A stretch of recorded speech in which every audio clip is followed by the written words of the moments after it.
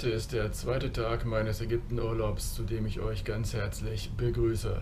Wir starten heute als erstes einen Busausflug ins Tal der Könige, zum Hatschepsut-Tempel und zu den Kolossen von Memnon, bevor wir dann circa 14 Uhr die Fahrt auf dem Nil starten.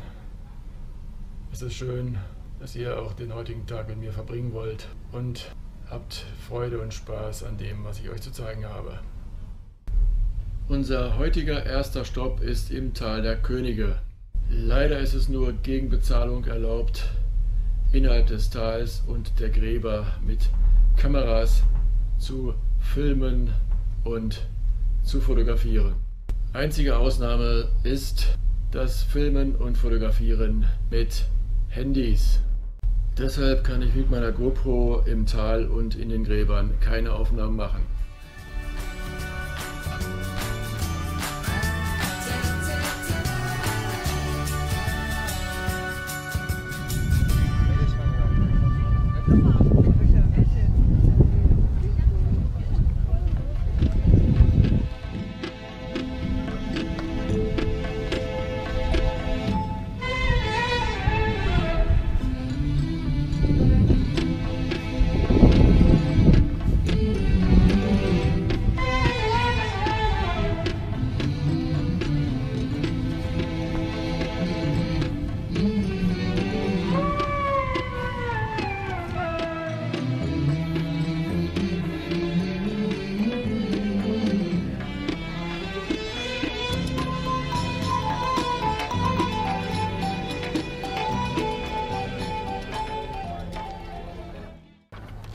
Wir sind jetzt hier am Hatschepsut-Tempel und ein paar Informationen dazu möchte ich euch jetzt noch vorlesen.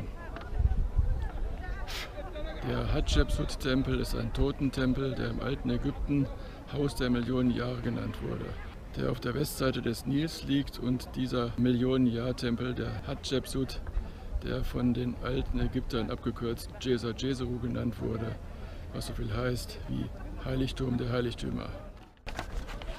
Dieser Terrassentempel in Dir el-Bahari wurde in den letzten Jahren aufwendig restauriert. Die ersten Europäer kamen um 1740 zum ersten Mal nach Dir el-Bahari. Gut erhalten und berühmt ist dieser einzigartige Tempel, den sich die Königin Hatschepsut errichten ließ. Der herrliche Tempel der Königin auf der linken Nilseite gegenüber von Karnak gehört zu den großartigsten Denkmalern altägyptischer Kultur.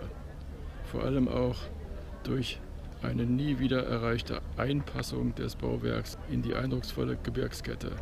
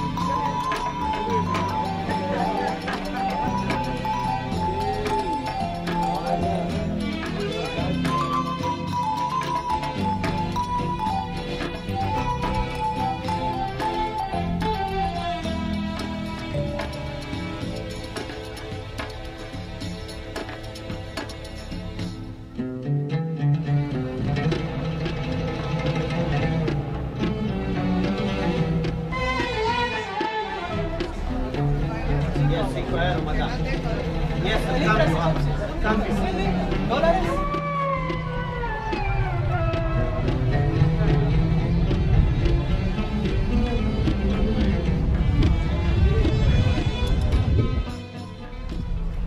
letzte Stopp heute sind die Kolosse von Memnon. Auch hier lese ich mal die Informationen vor. 2 große Sitzstatuen von Amenophis III. Diese beiden Sitzstatuen aus Sandstein, jeweils ca. 18 Meter hoch, gehörten zu König Amenophis III. Gigantischen Totentempel aus der 18. Dynastie des Neuen Reiches, der leider schon seit langem verschwunden ist.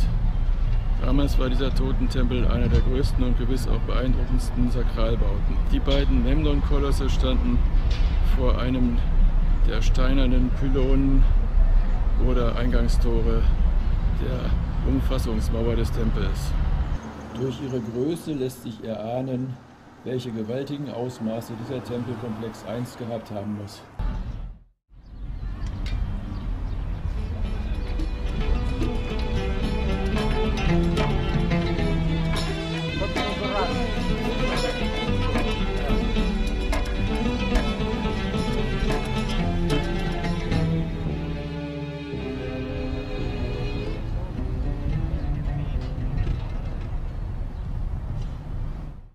Nach der Rückkehr von unserem Vormittagsausflug hat das Reinigungsteam das Bett neu dekoriert. Ich würde sagen, haben sich viel Mühe gegeben und sieht richtig gut aus. Lass die Nilkreuzfahrt beginnen.